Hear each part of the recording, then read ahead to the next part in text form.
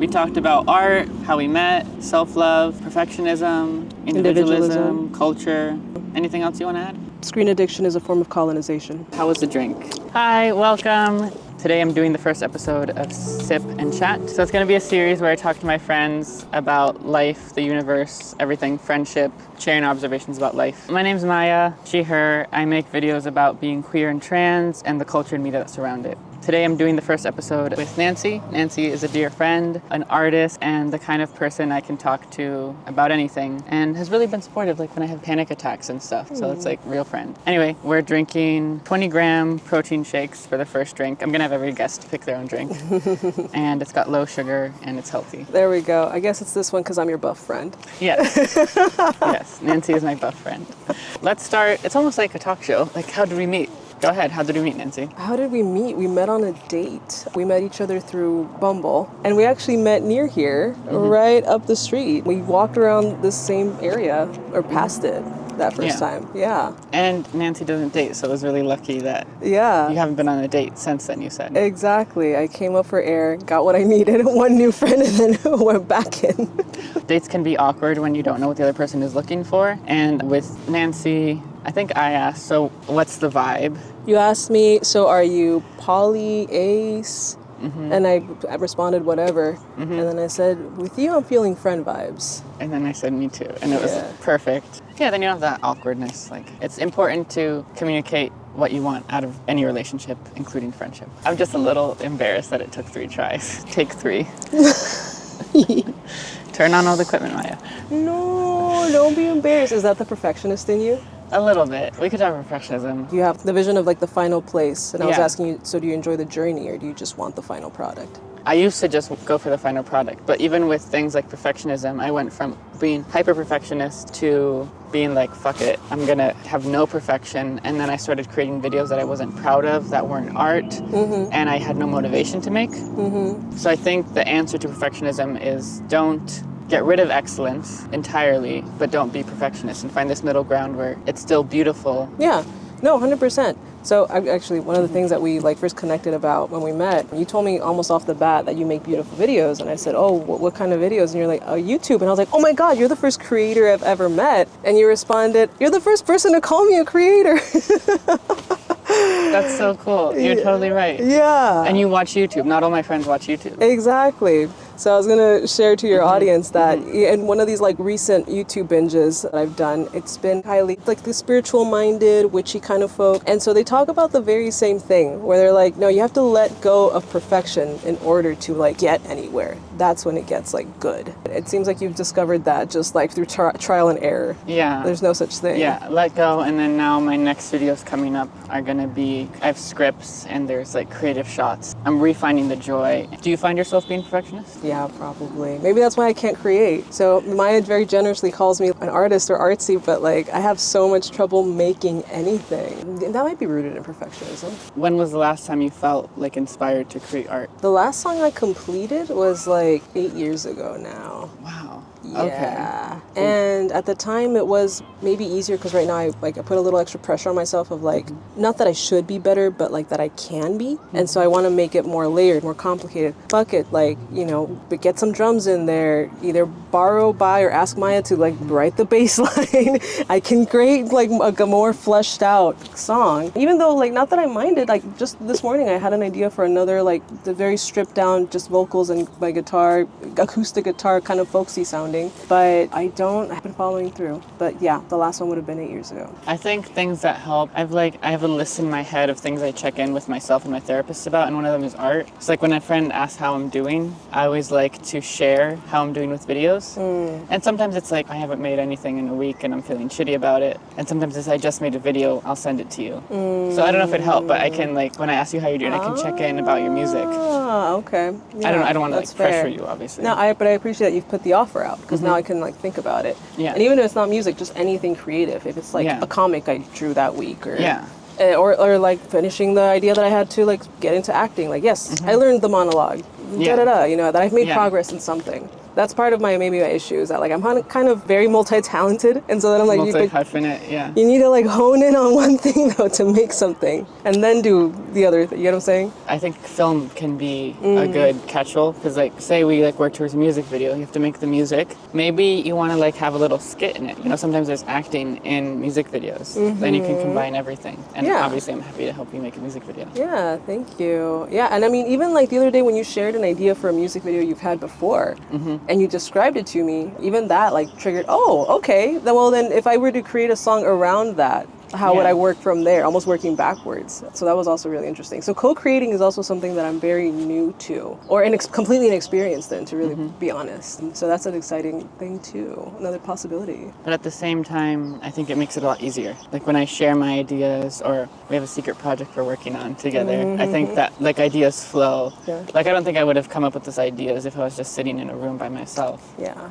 People talk about staring at the blank page, but what about staring at your friends? Like, or not staring necessarily. But like being in their company. Oh, or like that they are the blank page, or it's just easier to bounce off ideas off a human rather than a wall. Yeah, that's true. No, it's true. Yeah, I was talking to one of my friends. I won't share her idea, but like it was because I'd gotten like officially sober to share that. I started to check in. Thank you with her. She's my oldest friend, and so for the first time, it just clicked for me to like ask, like, you know, did you ever have any creative projects of your own, like any ideas of your own? Because she works for other companies as an animator, and so for the first time, I hear one of her ideas. So not for a client, just her own idea. And then because I kept asking questions, because it just naturally sparked that curiosity to me, then I like pushed her to start fleshing the story out even more. Exactly. So it's totally how it happens. We're meant to create in community, just like we're meant to do everything, almost everything in community. And then curiosity. I like how you bring that up. When I was little, I was told I was too curious. No such thing. Yeah, No. That's Satan right there. But I heard something about like the opposite of like authoritarianism and bigotry is curiosity. Ted Lasso, he said that what bullies lack is curiosity. It's really hard to be a bigot when you're curious. And I'm not saying like go be curious, just if someone's an asshole, go be curious to them. I'm saying like living with curiosity is healing and important. Yeah. I almost thought you were gonna say, how did you start that phrase? The opposite of fascism or bigotry. Bigotry is curiosity. I thought you were going to say like curiosity and art or something. Okay, and art, okay. Because something else that I heard recently was great artists are never conservative. Art is about pushing back, right? Pushing the boundaries. Or politics and art.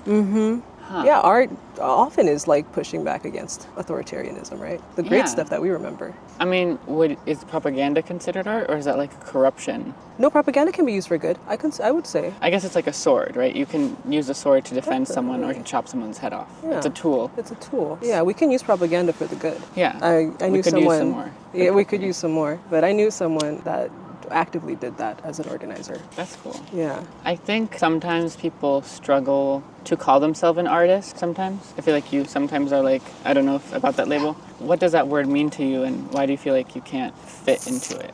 From the lack of actual like art. So art is an action, you would argue. Art is also the object. Oh, okay. Like I am an artist. Here's the art I made. But look, you see? I see. There's nothing in my hands. Okay, interesting. That's what stops me.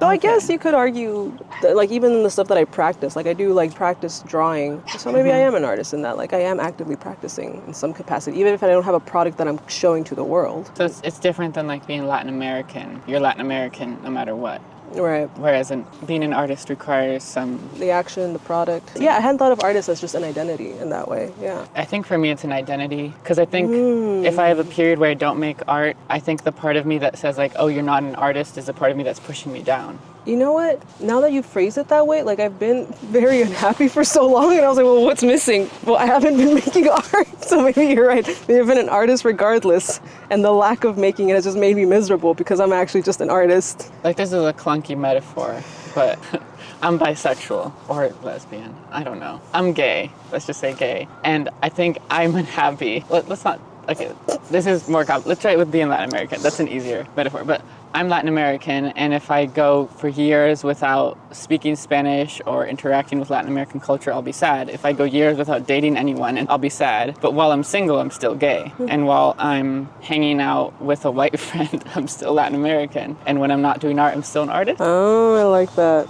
That's good. And like professional implies payment, but I don't think it's fair to say you're only an artist if you've been paid for it. No, I don't think so. Yeah, I agree with that. Though, of course, historically there always has been a component of like, well, to get art, you're gonna produce because you need money for the supplies to make the art. But I agree, you don't need to. So with that reframing, would you introduce yourself as an artist? That made me think about too, like maybe yes with that framing, and also the fact that, how do I say this? Dr. K actually said something similar to this the other day. Back in the days of our, and I guess still currently, like current hunter-gatherer and forager societies, you do categorize people. If we were like stripped down to that, or if I was living in that kind of community, then yeah, I would be an artist. Like I'm not a warrior, and I'm not, like I'd be like probably a basket weaver, or like, you know, those kind of roles, most likely. Like I'm strong, but I don't think I'd be the hunter, you know? Yeah. I think I'd be the artist. When you live in a capitalist society where you have to do a job that isn't art, it's tempting or easier sometimes to identify with that occupation. But I think it's better to occupy with what feeds your soul, right? So even if you're a teacher, you know, you don't really introduce yourself as a teacher, you introduce yourself as an artist. I feel like language creates reality. So if you just keep telling everyone you're an artist, eventually reality conspires to... You are so right. Oh my God. That right there, boom. I felt like lightning just struck me. Like, oh my God, you're so fucking right. Fuck yeah. Like, not that everything else you said wasn't true, but then you said it that way, and I was like, oh shit. So like, yeah, I'm, you know, again, that goes into like, because I'm into like the spiritual manifesting stuff, like you literally just spoke the things that like I know to be just like the basic level of it. You're creating your own reality, so the words you speak are throwing it out there. No wonder I'm not making things. I'm not calling myself an artist. Hi everyone, I'm an artist. There we go. I'm an artist. Fuck yeah. That's so cool. You know, yes. Thank you for the therapy session. That's what the best friendships are. Dude. Wow. And, you know, actually, so I was working on a concept work recently, again, from all this. They talk about you're creating like your alter ego, and like I started reading up on that, and like, oh well, like look at all these examples of famous musicians that have done this, and even non-famous people that do this, and like literally, like as I was trying to pick a name, that was like one of the advice points that they had was pick a name for this person, and like literally the name that I put in there has the word art, like artist in it. Yeah. It's funny that I missed that though. Like that so much of my soul is like, you're meant to be this, and yet I was refusing to speak it just out of this. It's kind of, there's a cultural pressure. The Don't be an artist, pressure. don't be gay. Oh, there's that. Yeah. Be a straight doctor, you know? A straight doctor. Yeah. You said create your own reality. I think that's, for me, that's a phrase that's triggering because my parents use it as a way. Am I going to talk about my parents on the internet? Okay, sorry parents if you're watching this video. I've asked you not to watch them. So if you're still watching, that's your problem.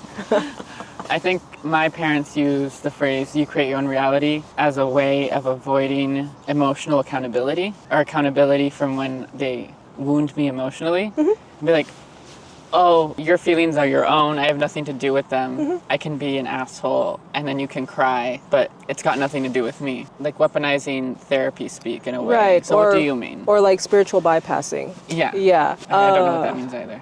It kind of has that same sort of gaslighting thing. I can't think of an example right now, but it's like, oh, I'm going to avoid feeling my feeling, and I'm just going to say, oh, whatever, it's what God intended, or something. Okay. Maybe that's like a rough example. Okay, so what do you mean by create your own reality? Create your own reality. I mean, it is part of that language around like manifestation. That so it's like an individual thing. Would we call it that? How about this? I don't know if you've heard the witchy phrase, as within, so without, as above, so below. Oh, I didn't know the whole thing. I only heard the second part. I've heard it somewhere. I don't remember where. The oldest version that I've heard of that is from like these alchemists. I forgot their name. Hermetic alchemists or something. I'll admit that that's beyond my scope. Okay, I'll add a definition right here. There we go.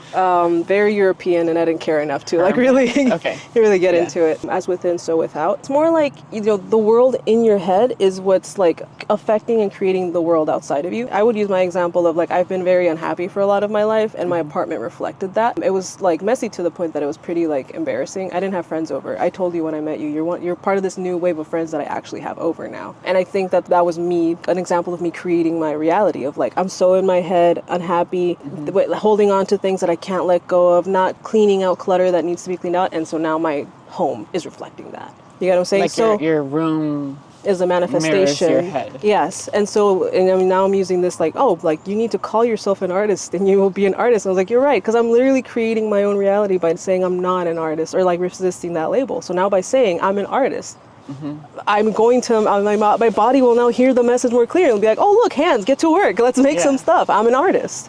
Okay, cool. Yeah, because I'm literally creating my own reality. But for me, it's definitely not about emotional bypassing. Like that's what it seemed to be used as for you. Yeah, and I'm like, no, it's none of that. It's more like your thoughts are shaping just who you can be. You know, if I'm telling myself I'm a shy person, I'm going to act like a shy person. I used to say that, and it created that reality. Okay, I see what you're saying. Yeah. I guess my question is, how do your feelings change or not change when you involve friends and other people and the world around you? Are you creating your friend's reality, or are your friends creating your reality? We're co-creating reality. Co-creating. Okay, you and I have like co-created this moment. Co-creation. Yeah, we're co-creating. So it's not like I create mine, you create yours in the corner. It's a okay. Yeah, we're collaborating. Okay, that's my lightning bolt. Boom. I never thought of it that way. Yeah. And sometimes, not in this case, but say you're having a fight with someone, you're co-creating an unpleasant reality. Yeah, that moment has been co-created. Okay, cool. Yeah. I like that. Yes. Cool. And I would even extend it to like not humans. Like if you were like living out here or in the woods by yourself, there were no other humans, and now you have to build yourself a shelter. To an extent, you're like co-creating with all the nature around you. That's you need beautiful. to use the materials. Yeah. Because like the manifest destiny pioneer, there's a very individualistic, patriarchal, I'm gonna man that's gonna conquer the universe. Yeah. So I like this reframing of, even if you're by yourself, you're not by yourself. Yeah, 100%. Yeah, you're with the plants and the animals. Cool. Yeah. I 100% go with the quote that I first heard in probably Avatar. The greatest illusion in this life is the illusion of separation. And we mean the cartoon, because that's the only avatar That's we speak the of. only avatar we speak of, yes. So say it one more time. The greatest illusion in this life is the illusion of separation. Cool. And that like can easily get into quantum physics about like where one object ends, where another begins. How do the atoms not all just get mixed up into a soup? But at the same time, everything these is plants could matter not and exist energy in like outer space by themselves. And our planet needs the moon, and the moon needs the sun, and the sun needs the supermassive black hole at the center of our galaxy. So it's all cool. Yeah. It's all, we're all stardust, whether you're a bug, piece of grass, or a human. Yeah. So I guess that's what you were asking before, if it's individualistic. So I guess that kind of circles back to that question. That's an interesting topic I've been thinking about lately. To what extent is like my own journey of self-love, how much will that end up just facilitating? Like maybe that is just the missing piece, you know? Because for me, I would say I struggle with like screen addiction. And that's part of what keeps me from making art. And as I become aware of it, and sometimes I'm just stuck and I'm like, don't click the next one. But now I'm like working, with a capable therapist who's recommending a lot of workbooks. So it's a lot of like just solo like thinking work and like writing and stuff. And I'm like trying to cultivate self-love. So that'll be my question. A slightly modified version of what you just said of like, is self-love the key to making good art? Is self-love art, right? Oh, self-love art. I've thought about it. The art of self-love. Because then you're getting to what is art and... Your next book? The title of your next book? Oh, what is art? I've thought about it a lot. I've made a lot of videos on art. I'll link or the them. art of self-love specifically. Well, I guess I've asked myself what is art and then what is self-love separately, but I like your idea of mushing them together into like a more... Yeah, like if it makes you happy and gives you joy. Yeah. And then I think that same obsessiveness we can of having to click on another video, I think there's a way of eventually hijacking your brain to be like, I'm just going to write one more song. I'm just going to make one more video. And then have that kind of... You've had a replacement behavior. But towards your own art, and I can be very obsessive, but I'm trying to... It's almost like a dog sled, like dogs that are just ready to run, and they're so good at running to another person. But I want to see if I can move them and run towards art and have all that passion and being poly versus not being poly, and how something a lot of poly people will say, but like no one person can meet all my needs. So it makes sense for them to date multiple people. Right. And then my response to that was dating more than one person is overwhelming for me. And I kind of think as my art as my other partner. And I really only have time for two partners. I can date a human, but my other girlfriend's my art, and she needs a lot of attention. She needs to be worked on every day. Yeah. If I ignore her, we start to fight. And even the YouTube algorithm is kind of like a girlfriend. If you ignore her for 2 months and then like propose going on a date, she won't trust you until like you're dating consistently for a few months, and then she's like, okay. So that worked for me.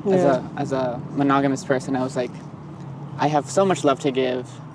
I'm not saying it all has to be dumped on one person, and I don't have any friends, and I'm just obsessed with my girlfriend or boyfriend or whatever.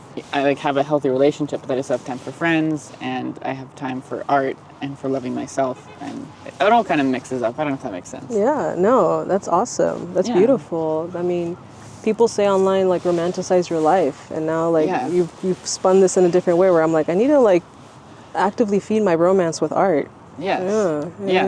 Let yourself fall in love with your creations and your art. I think there's a hierarchy that I was a part of where like if your partner wants to hang out, drop everything immediately. Right. And then I learned the hard way that, say I was hanging out with you and then my girlfriend was like, oh, I just got off work early. I'd be like, sorry, I already made plans with Nancy. Yep. And not have a hierarchy over that. The one I've been struggling with is a friend wants to hang out, saying, sorry, I already made plans to work on a video today. And sometimes I don't. I just like get sad and doom scroll. But I'd like to get to the point where I'm like, oh, I'm already busy and I'm busy with myself, and that is valid, and that shouldn't be shoved aside at a moment's notice. Yeah, 100%. Yeah, that's how they talk about self-care too.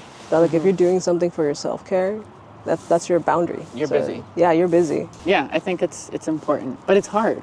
It's definitely hard and not something that comes naturally to me.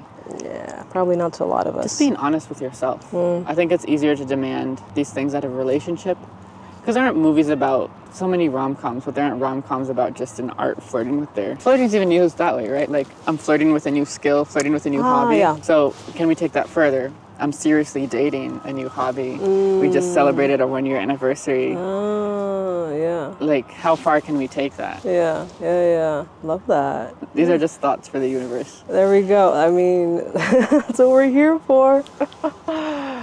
Could you think of your art as a partner? Well, now I'm gonna sit with that and see if I can. I guess related to that, someone online did say, it stuck with me, of like, if you want to be something or do something, are you setting time aside every day or several times a week to do it? So that's what that made me think of, is that like I took the step of like, all right, let me put this in my calendar. And they did say that, like, put it in your calendar. This is your time for whatever it is. You could even do it at the same time. You could do it at the same time. Like 7 p.m., even if it's just 10 minutes. Right. And maybe that's part of my perfectionism, is like I blocked off an hour as if I have that kind of stamina right now. Yeah. You know, though I can't, I mean, I can. Once I you practice. get in the flow, you get there. Starting so hard. That's exactly. It's like, it's the start. So that's something that I'll be sitting with. Because I was reflecting, I was like, what does matter to me? I was like, what am I setting time aside for? And it's like, well, at the very least, you've set time aside and are consistent with, like, right now at least, the working out, the eating healthy, the tinkering with the food intake and stuff to reach these goals that I have. I'm starting to move there, and I do hope to get to somewhere there. Like, yeah, set aside my time for art, nothing will replace it, or else it's going to get rescheduled. Yeah. We're going to make it up in that same week. If self-love is art and self-love is health, maybe it's about being healthy too. Oh, 100%. 100%. So, yeah. Let's try to summarize a little bit for the people who tuned out. We talked about art, how we met, self-love, perfectionism, individualism, culture. Anything else you want to add? Screen addiction is a form of colonization. And if someone is like, I like Nancy's vibe, should we put a YouTube channel below, an Instagram below? Check out Nancy, which is a wonderful name. Thank you. I'll leave it below. Yeah, we'll see you next time. This has been the first episode of Sip and Chat. How was the drink? I liked it so much. Not too sugary. Okay, we like this drink. Yes, 20 grams of protein. Yeah. Okay, this always happens. Okay. Okay, I'm sorry. Okay, your mic is on. Say something. Testing. Okay. Hi, welcome. My name is Maya. Today you've come to the first episode of Sip and Chat.